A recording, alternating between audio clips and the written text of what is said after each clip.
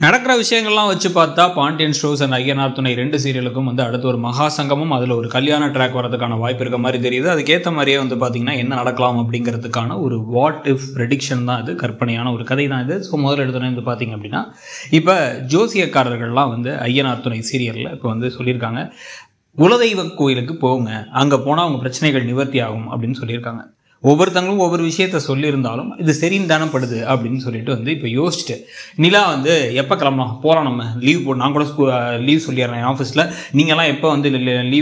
Leave இருக்குன்னு சொல்லுங்கள், நம்ம குலதெய்வ கோயிலுக்கு போயிடலாம் அப்படின்னா குலதெய்வ கோயில்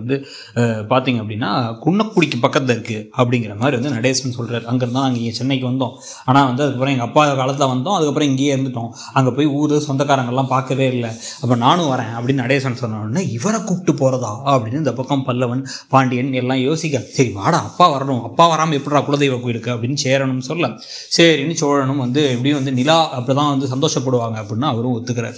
ஒத்துக்கிட்டதுக்கு அப்புறமா மாற்றி ஒருத்தவங்க முகத்தை பார்த்து வண்டி ஏற்பாடு பண்ணி கிளம்பி போகலான்னு சொல்லிட்டு சோழன் நானே ஓட்டிடுவேன், அதெல்லாம் ஒன்றும் பிரச்சனை இல்லை, ஒரு பெரிய காராக எடுத்துக்கலாம், எல்லாரும் போகலாம் அப்படின்னு ஏற்பாடு பண்ணிட்டு இருக்க அதே சமயத்தில் பாண்டியன் ஸ்டோர் சீரியலில் பார்த்தீங்க அப்படின்னா இப்போ இங்கே இந்த குடும்பத்தில் பாண்டியன்கிட்ட இப்போ போய் கதிர் பேசி அப்பா நான் உங்களுக்கு ஒன்று சொல்லணும், அம்மாவுக்கு அம்மாச்சி மேலே அவ்வளோ பாசம் இருக்குது, அவங்க 75வது பிறந்தநாளை கொண்டாடும் போது கூட போய் பார்க்கணுன்னு நினைக்கிறாங்க, அதனால் எப்படியாச்சும் போகலாமே நம்ம அங்கே அப்படிங்கிற மாதிரி சொன்னதுக்கப்புறமா இதே விஷயத்த கோமதியும் சொல்கிறாங்க, எனக்கு எங்கள் அம்மாவை கூட போய் பிறந்தநாளில் போய் பார்க்கணுன்னு தோணுது, அங்கே எங்கள் அண்ணன் ஏதாச்சும் ஓவராக பேசுவார் தான், இருந்தாலும் எங்கள் அம்மா சந்தோஷப்படும், அது பிறந்தநாளுக்கு அப்போ அங்கே போகணும் அப்படின்னு உடனே பரவாயில்ல போயிடலாம், அவன் யார் என்ன சொன்னா என்ன, அன்னதானம் போடலாம், நம்ம அது இல்லாமல் நம்ம நேராக கிளம்பி அங்கே போயிடலாம் அப்படின்னு முடிவு பண்ணுறாங்க.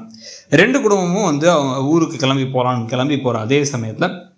இங்கே பார்த்தீங்க அப்படின்னா குமரவேலை கூப்பிட்டு வச்சு அப்பத்தாப்ப என்ன சொல்கிறாங்க அப்படின்னா, டேய் அங்கே போய் நான் ஒரு விஷயம் பண்ணலான் இருக்கேன், இப்போ கோமதி வீடு வராங்களா அப்படின்னா, ஆமாம் அவங்கள வர சொல்லிட்டேன், நான் ராஜிக்கிட்ட போய் சொன்னேன், ராஜி பேசினாலாம், ராஜிகிட்ட திரும்பி போய் கேட்டேன், நாங்கள்லாம் வரோன்னு சொல்லிட்டா,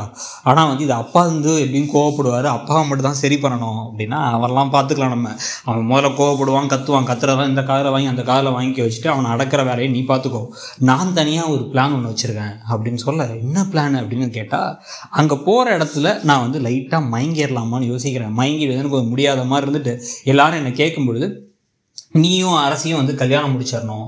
இவங்க 2 பேர் பிரிஞ்சது எனக்கு ரொம்ப வருத்தமாக இருக்குது, என்னுடைய கடைசி ஆசை இதுதான்லாம் நான் சொல்லுவேன், அதுக்கு நீ இப்போவே ரெடியாக இருந்துக்கோன்னு இவங்க ஒரு பிளான் போட, அதே சமயத்தில் பார்த்தீங்க அப்படின்னா இப்போ ஐயனார் துணை குடும்பமும் அங்கே சேர, இந்த குடும்பமும் அங்கே போக, இந்த குடும்பம் 2 குடும்பமாக பிரிஞ்சிருக்காங்கல்ல, பாண்டியன் ஸ்டோர்ஸ் அண்டு ஏத்த விட்டு குடும்பம், சக்திவேல் முத்துவேல் குடும்பம்னு எல்லாரும் அங்கே போய் நிற்க, இந்த சமயத்தை பார்த்தீங்க அப்படின்னா அப்பத்தாவுடைய பிளான் படி விஷயங்கள்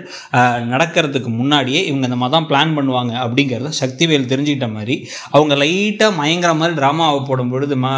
நீ அவன் கூட பேசிகிட்டு இருந்தது ஃபுல்லாக நான் கேட்டேன், நான் இருக்கிறது தெரியாமல் தான் நீ குமார்கிட்ட பேசிக்கிட்டு இருந்தேன், இந்த வேலையே வச்சுக்காத, என் பையனுக்கு நான் நல்லதாக ஒரு பொண்ணை பார்த்து நான் கட்டி வச்சுக்கிறேன், பணக்கார பிள்ளையா, இந்த பஞ்சப்பனாத பாண்டியனோட விட்டு பிள்ளைலாம் வேணாம், நீ இந்த மாதிரி இப்போ மயங்கினா அப்படின்னா நானே சரி மயங்கினா மயங்கிட்டு போ அப்படின்னு சொல்லிட்டு உனக்கு கூட்டு போயிடுவேன் அந்த இடத்த விட்டு அப்படின்னு மிரட்டின உடனே இப்போ என்ன பண்ணுறதுன்னு புரியல இவங்களுக்கு.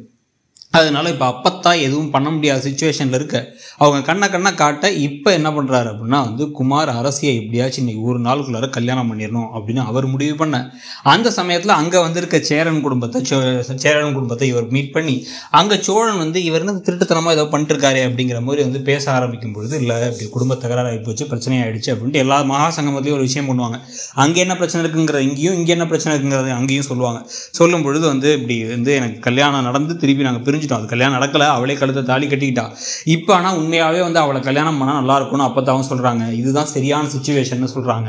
எல்லாரும் கொஞ்சம் கரெக்டாக எல்லாரும் இருக்கும் பொழுது கல்யாணத்தை பண்ணிவிட்டு அதுக்கப்புறம் குடும்பத்தை ஒன்று சேர்த்துக்கலாம் அப்படின்னு சொல்லி ஆசைப்படுறாங்க. அப்படின்னு உடனே சரி இந்த லவ்க்கு ஹெல்ப் பண்ணலாமே அப்படின்னு இப்போ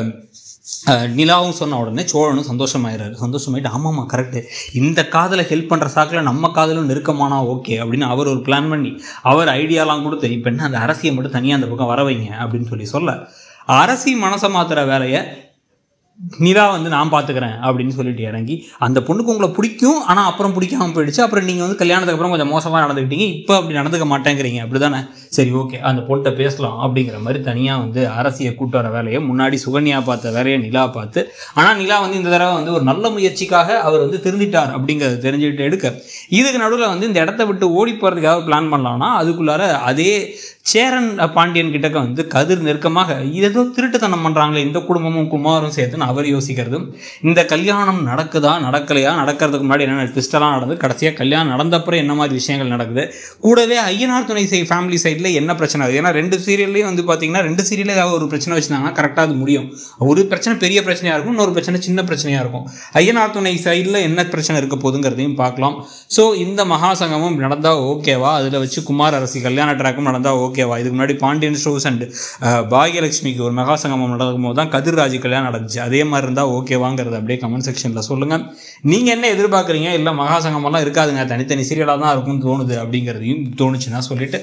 இடம்பொருள் சேனலையும் சப்ஸ்கிரைப் பண்ணிக்கோங்க. நம்மளோட இன்னொரு சேனலான இடம்பொருள் நவ்வையும் சப்ஸ்கிரைப் பண்ணிக்கோங்க. தேங்க்யூ.